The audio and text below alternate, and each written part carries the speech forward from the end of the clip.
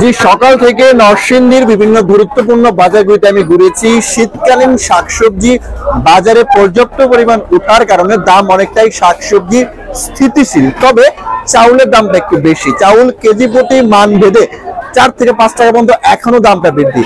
আমি বর্তমানে রয়েছি নরসিংদী বড় বাজারে। এই বড় বাজারে দেখতে পাচ্ছেন যে বিভিন্ন রকম শাকসবজি দিয়ে অনেকটাই সমারোহকে সাজানো রয়েছে। আমি যদি একটু দামটা বলতে চাই, পেঁয়াজের দাম আগে 120 টাকা থেকে এখন 100 টাকা, মরিচ 100 টাকা, টমেটো 100 টাকা থেকে 120 টাকা, সিম 100 টাকা থেকে কমে 80 টাকা, লাল শাক 40 টাকা, আলু 80 টাকা এবং বেগুন 80 টাকা থেকে কমে 60 টাকা, গাজর 140 টাকা থেকে 80 টাকা।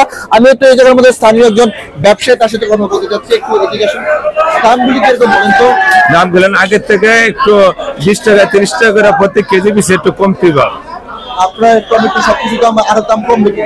আর সম্ভাবনা আছে, এখন সিজন তো এখন একটু কমবার সম্ভাবনা আছে যদি আল্লাহ করে। দর্শক, আমি আরেকটি তথ্য জানিয়ে রাখতে চাচ্ছি যে সরকার থেকে বিভিন্ন ভাবে দফায় দফায় বাজারগুলিতে পলিথিন নিষিদ্ধের জন্য অভিযান চালানো হচ্ছে, কিন্তু উল্টো নরসিংদীর বিভিন্ন বাজারে পলিথিনের দাম কেজি প্রতি 30 টাকা পর্যন্ত বৃদ্ধি পেয়েছে। আরেকটা তথ্য জানিয়ে রাখতে চাচ্ছি যে নরসিংদী যেহেতু শাকসবজি উৎপাদিত হয়, এই জায়গায় স্থানীয় চাহিদা মিটে এই শাকসবজি আবার দেশের বিভিন্ন জায়গায় রপ্তানিও হচ্ছে। নরসিংদী থেকে বাজার পরিস্থিতি আমার কাছে এতটুকু ছিল।